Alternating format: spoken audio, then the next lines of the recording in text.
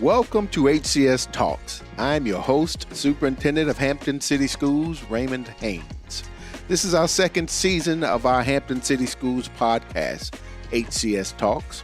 Our aim is to educate, inform, and entertain not only our local community, but also our listeners and beyond. Each episode explores a range of topics, including education, student achievement, and the efforts of our teachers, support staff, parents, and community partners. We will also highlight various community members, programs, initiatives, and more, providing valuable and insightful content for everyone. To our loyal listeners, thank you for tuning in. If this is your first time listening to our podcast, thank you for joining us. We hope you will stay tuned and continue listening to HCS Talks.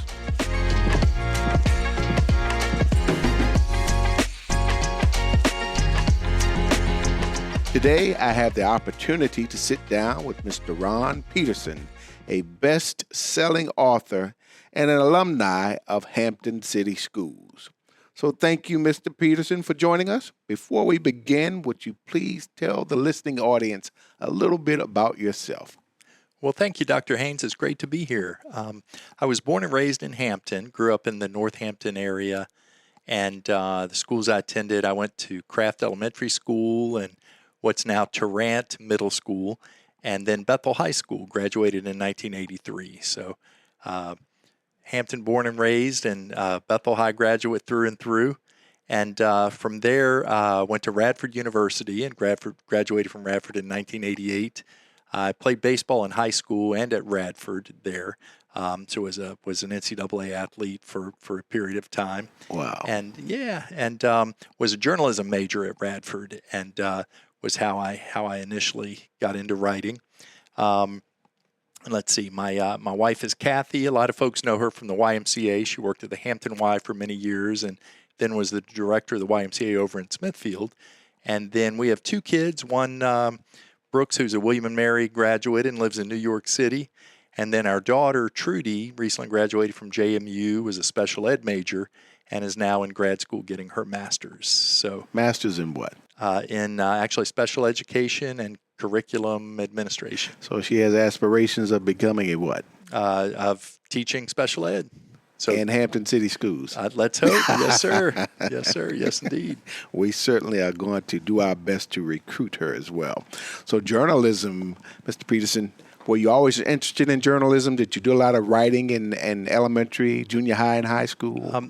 I did not, and is a great story about how I originally got involved in that. I'd say, all through schools, through elementary school, middle school, and high school, I was probably probably a mediocre student. Was a B or C student, and academically really wasn't passionate about anything. Shame to say there were times in courses like math and science where I did just enough to get by. Right. And but did pretty well in English, in terms of reading and writing. So it came naturally to you. Yes, sir. Yeah, more than the other subjects. And my junior year at Bethel High School, I had a teacher named Helen Darnell, an English teacher. And there was one day we turned in a writing assignment, a paper, and she asked me to stay after class, and I thought I was in trouble. So the bell rang, and everyone left, and I kind of went to her desk sort of sheepishly. And she said, has anyone ever told you you're a good writer? And I said, well, matter of fact, no, they haven't. Which actually I think they had, but hadn't made that directive a point. Mm-hmm. She said, well, you are, and I'd like for you to write for the student newspaper. And there was a school newspaper at Bethel. It was called Bear Facts. And still is. Yes, indeed. And so I said, hey, sounds great to me. So I went to the meeting. She was actually the sponsor of the newspaper, and that was how she recruited a lot of the writers who were involved with it. And I learned I had a love for sports, and a love for baseball. And I learned that, I could combine that with my writing ability and be a sports writer. Mm. And so I did that. And then my senior year was a sports editor of the newspaper and covered, all the sports that depending on whatever sport was in season. And enjoyed it, continued to make my better grades in English. And that was when college really first came on my radar. My parents had always encouraged me to go to college, but I had no idea what I wanted to major in. But learned that that I could major in journalism, and went to Radford University, and was very fortunate. Radford just happened to be starting a baseball program, so I kind of got in on that on the ground floor. They got much better in later years, and I wouldn't have been good enough to play, but the first year of the program, fortunately, I was, and. So at Radford, similar thing. I wrote for the newspaper. My senior year there, I was sports editor, and worked in the public relations department, actually in a paid job there, and in sports information was kind of my first paid writing gig. And then career-wise, sort of got sidetracked from writing over the course of my career, and then over the last 7-8 years or so, I've kind of circled back to that, and written actually 4 books. So Wow. Yeah. So you mentioned, Mr. Peterson, that the spark came from Miss Darnell calling you back or having you stay back after class and giving you some insight on how well of a writer you were. So you had the best of both worlds in college and high school because you were able to stay with your passion of playing baseball as well as what you were good at in writing. So you became a sports editor at Bethel and at Radford University. So that's quite impressive. Let me ask you this. Were you any good at baseball when you were in high school? I'd say I was barely good, but I draw the line at good, and I certainly wasn't very good. But I loved the game, and I think made the most out of the ability that I had, and it's great. The good thing about it, you look back at sports, years later, probably as you have, and Yes. it's the friendships that you made. Yes. And, I may talk a little later about some of the coaches and just some of the things that they shared that have stuck with me to this day. And so for me, that was the great part of being involved in sports, as I'm sure so many people find out. Yes, sir. And I'm sure that you are making the Bethel community proud right now. They have adopted the motto since you've been gone of being the home of academic excellence, but they are still the powerful Bruins and still have the bare facts as part of their newspaper as well. So certainly giving some nice shout outs to Bethel High School and the Hampton community. And we're very proud that you are a Hampton City Schools graduate as well. So throughout your time at Radford, did you always know you wanted to major in journalism, or did you go back and forth between a major, or how did that work for you? I did from day one. That was my major, and so I had a pretty specific path with that there. Although it took other courses, in business management or marketing, and as you do in college, just other courses as well. But yeah, I did knew that was what I wanted to do, and then I mentioned getting sidetracked career wise. But I wrote. I was a sports writer for a while, and then did a lot of freelance writing.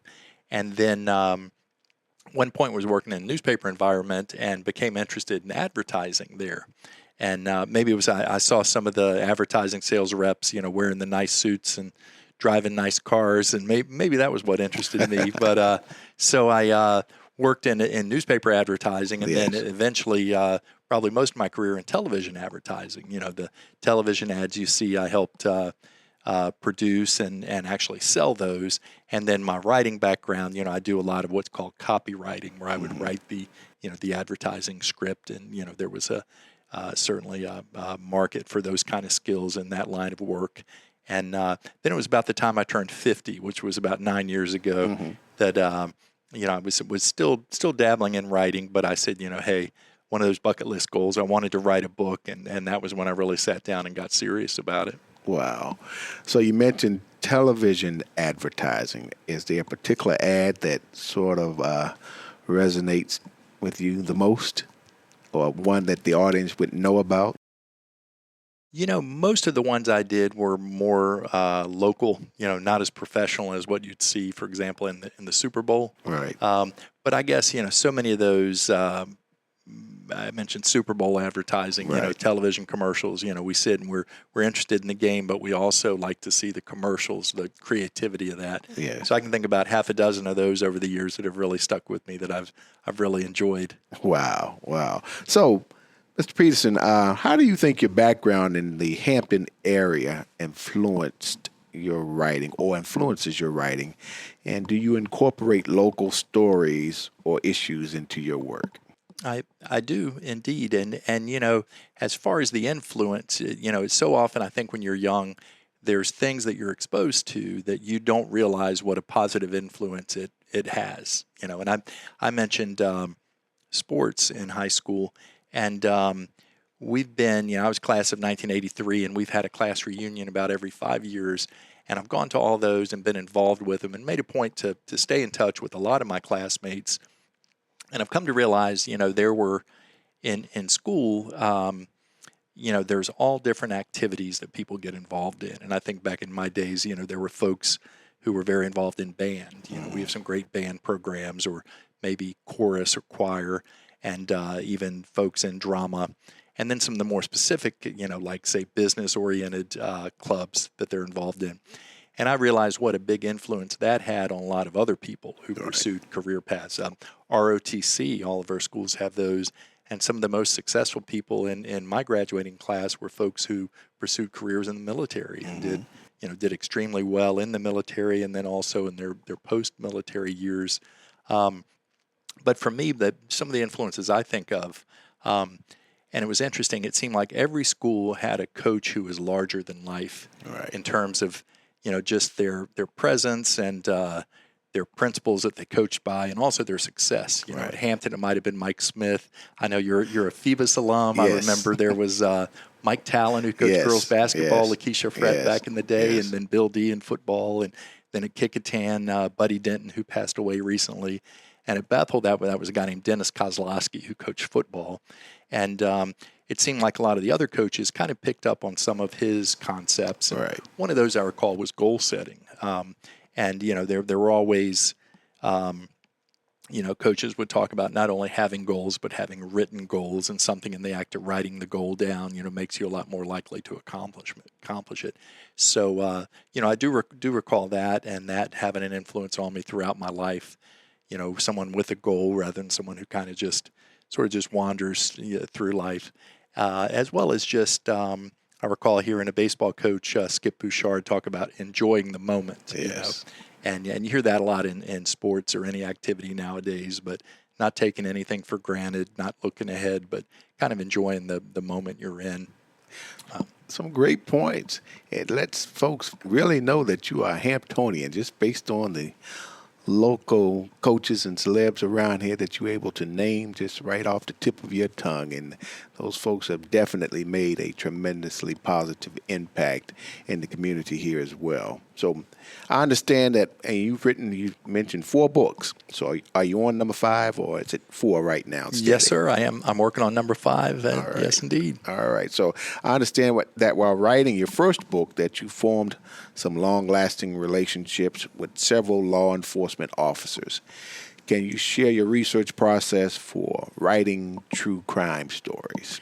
I sure will. And yeah, I'm glad you brought up true crime. The books I've written are in what we call the genre of true crime. Okay. And that is, they are, the 3 of the 4 books are murder mysteries. And I know this, generally we talk about positive things on your podcast, and this can be kind of a dark subject. And some of that subject matter I try to approach it in a way that is maybe a bit more positive. But having said that, the first book I wrote was called Under the Trestle, and it was about a really fascinating missing person case that happened in 1980, where I went to college at Radford University, where a student, a girl named Gina Hall, disappeared. She went out to a nightclub, went dancing one night, and then was never seen again back in June of 1980. And there was a suspect in her disappearance, and the evidence seemed to, remember, this would have been pre-DNA back in 1980, but the evidence indicated that she had been murdered, and the suspect was a guy named Steve Epperly, who happened to be a Virginia Tech football player. And he was convicted in her murder, first-degree murder, and it was one of the first times in the country that someone was convicted of murder without the victim's body. Right. I'd always been amazed by that. And, I didn't think that someone could even be charged with murder without the body of the victim. Right. So when it came to writing a book, I had a literary agent tell me that true crime was really popular. And I knew that case was one that I wanted to write about. that would really be a marketable book that might appeal to a lot of people. As I said, we all generally we like murder mysteries. Those make really popular movies and books, and a lot of the most successful ones. So I set out to talk to the detectives and investigators and prosecuting attorney who worked that case over 40 years ago, back in 1980, and became very good friends with a few of them. One was Everett Shockley. He was the prosecutor in Pulaski County out in the western part of the state who had the guts to prosecute this case without a body, which, again, it had actually never been done in Virginia. And then the investigator, who was a state trooper who since passed away, his name was Austin Hall. And so they both shared with me all the information about the case, some of the case file information, and then told me who else to talk to in terms of who to interview. And then by the time I was done, I'd interviewed about 100 people that were involved in one way or another with this fascinating, really compelling case. And I was able to tell the story chronologically from beginning to end on what happened. And the book did really, really well. For being a first book, it was a bestseller. And I sold the documentary film rights to a film producer, McTavish Pictures. So it's currently in development as a movie there. But, it is? It is indeed. Yeah, now it's a documentary movie. This won't be a studio movie, like you'd see it. But yeah, we're working. These days on the streaming services, Netflix and Amazon and Hulu, documentary films have become increasingly popular. Oh, yes, they have. So you know which one of the streaming services it will air on, or have they given you details about that yet? We don't know that yet. Yeah, we're still having conversations with those folks. But I guess going back to what your initial question, so those relationships that I met in the course of writing that book have really helped me with other books.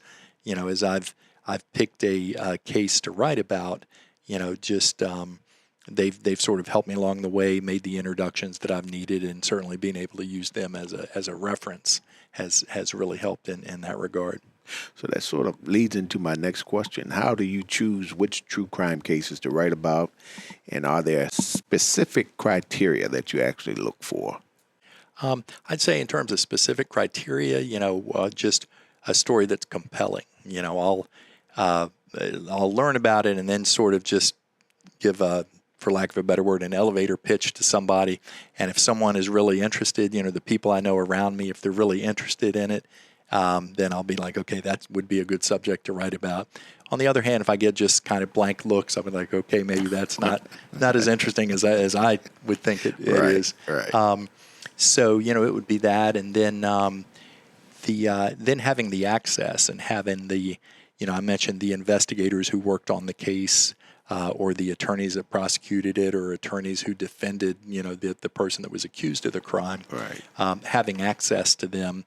I've written about things that happened back in the 1980s, and I find that most folks, if they're still around who were directly involved, they're willing to talk about it. Just the passage of time has made them more willing to do that.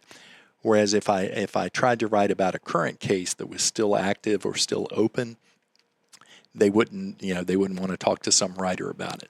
No, so, they wouldn't. Yes, sir. Makes sense. Yeah. So do you have a particular story or book that you're most proud of, and what makes it special to you?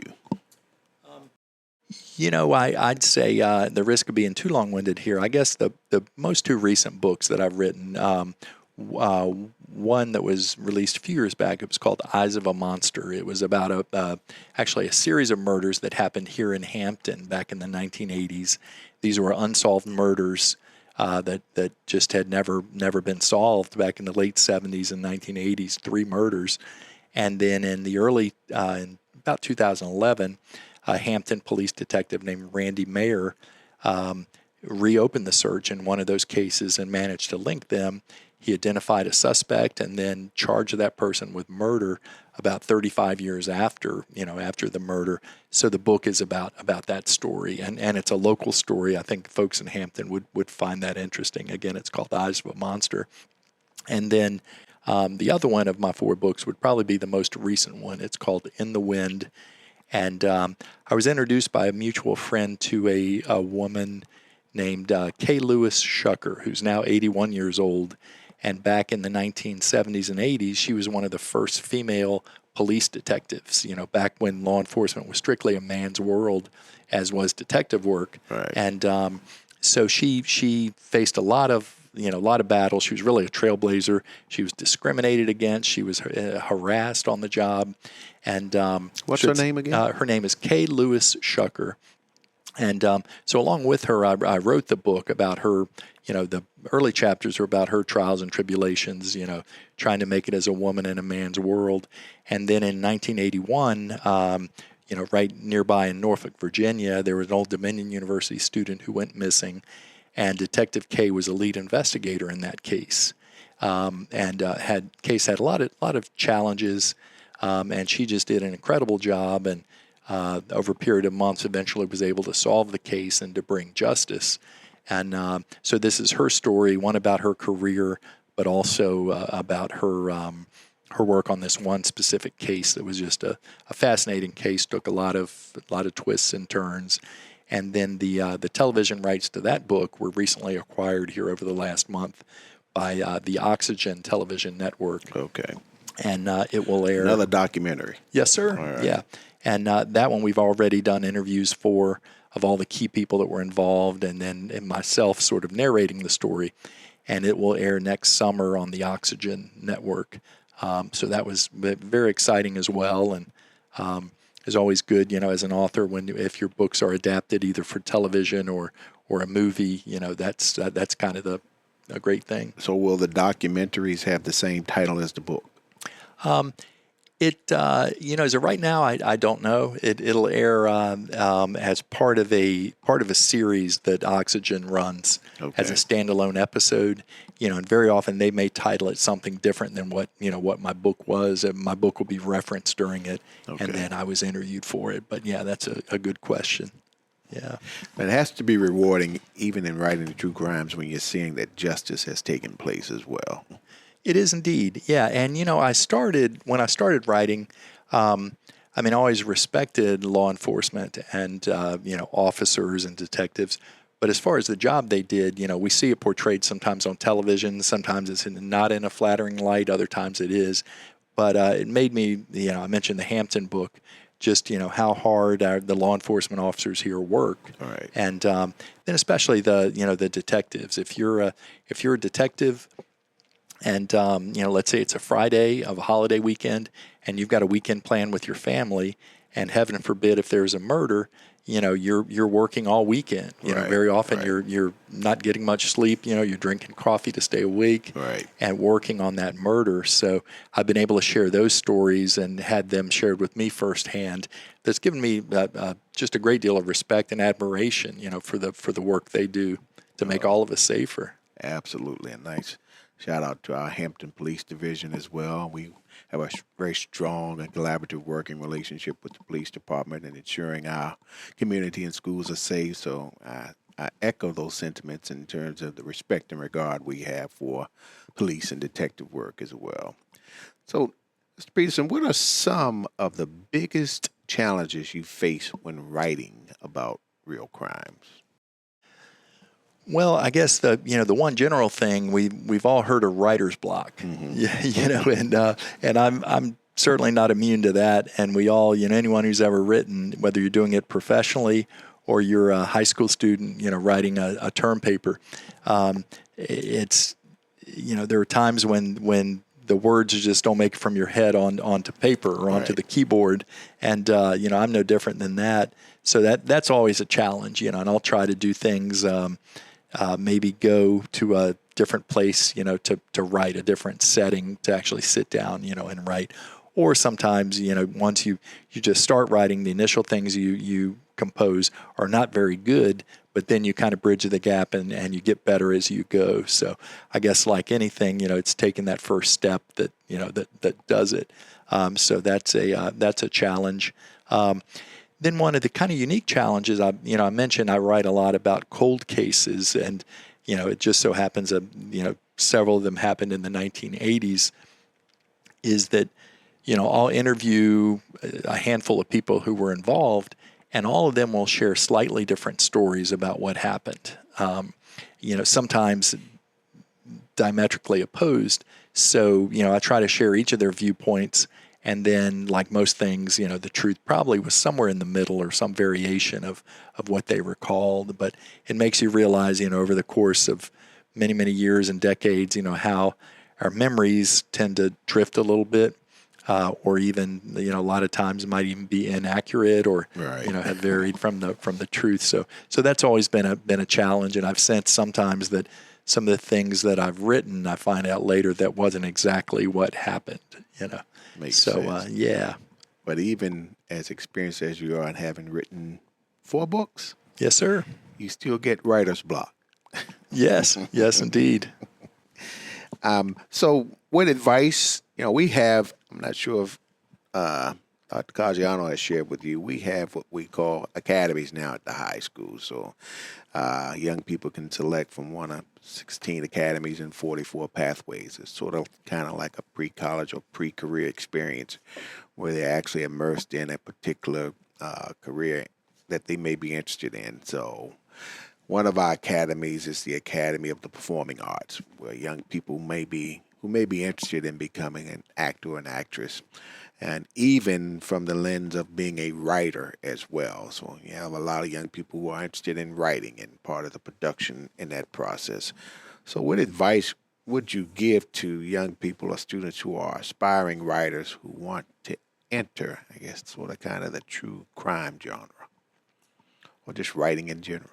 Yes. I would say, just to write as often as you can. And this is sort of a general, maybe opinion I have, but, with text messaging, so much now, as text messaging has gotten more and more informal, quite often we don't capitalize, we don't use punctuation, Right. we use abbreviations.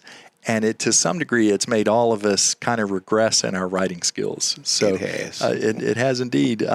So I would say keep working on those writing skills and sharpening them.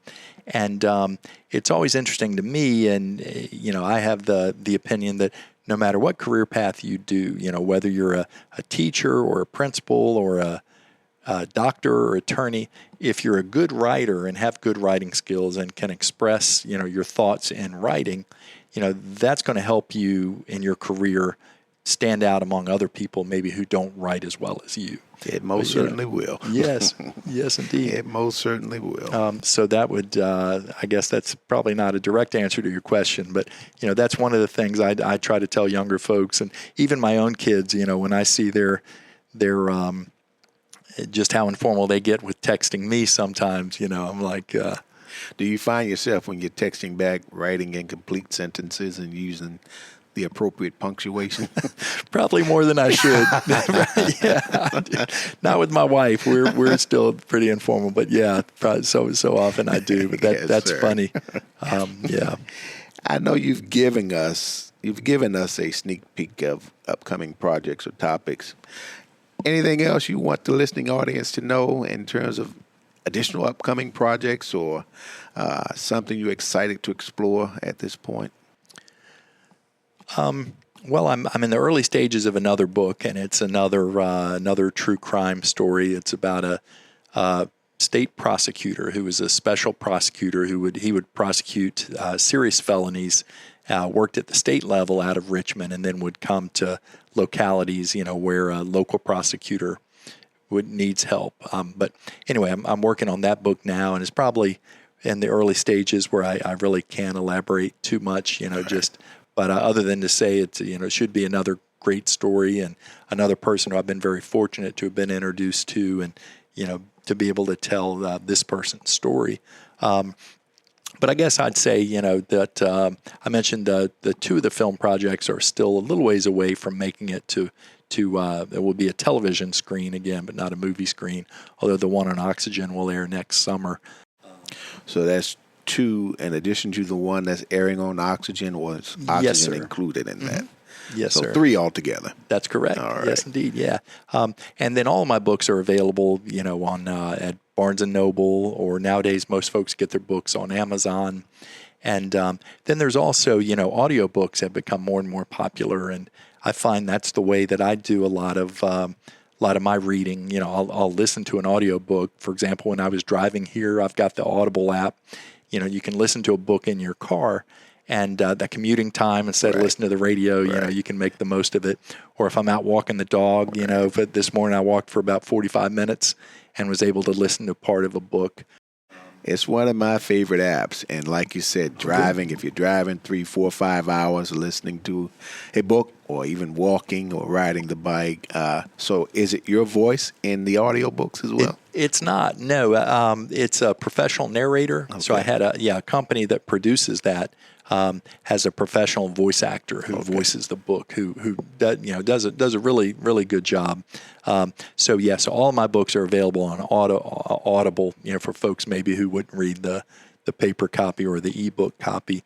And then I'd say, just as you and I were talking about, for anyone, I have so many people who say, gosh, I wish I had time to read. Right. And they probably don't have time to read, an actual book with, on paper.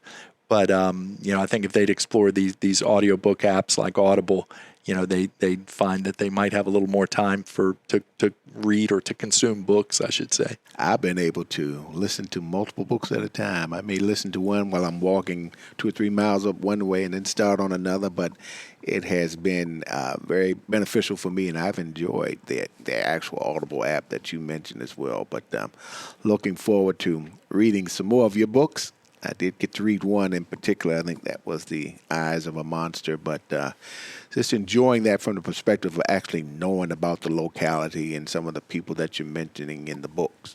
Actually knowing a lot of those folks firsthand makes it even more interesting for me as well. So folks in this local area will certainly benefit from all you have produced and written as well, and I certainly thank you for your time today. But before we wrap up, is there anything else you would like to share with our listeners? No, thank you. I think we covered it pretty well. I know I've talked about myself a lot of the time here, but I'm just in admiration, the job that you do here with Hampton City Schools. Thank you so much. Oh, absolutely. And so having known so many people, not only teachers, but the folks that work in administration and higher up, just an awesome job that you all do here, and what a great place Hampton is to go to school. Yes, sir. I thank you for saying that. Being a best-selling author and a graduate of our own Hampton City Schools, Bethel High School Bruin, and having attended Craft Elementary, home of the Cubs, and now Tarrant Middle School. I'm not going to let you lose sight of the fact that you've mentioned to us about your daughter. What's her name, the one that said William and Mary? Her name is Trudy. Trudy should look to choose Hampton, and I want you to work on that for us. Being a Hamptonian yourself, I think you owe it to us, Mr. Peterson, for her to at least consider the great city of Hampton and Hampton City Schools as well. I'll make sure she does, and I'll definitely encourage her to do that. I sure will. Thank you so much. Thank you for being here today and sharing your experiences. I've enjoyed every minute talking with you. I'm certain our listeners have enjoyed you as well. So, and to our listeners, remember, education is the most powerful weapon you can use to change the world. As one community, one transformation, we will ensure academic excellence for every child, every day, whatever it takes. We will catch you next week. Listen to learn more about Hampton City Schools. New episodes of HCS Talks drop on Thursdays. Subscribe and listen to HCS Talks. HCS Talks is a Hampton City Schools production.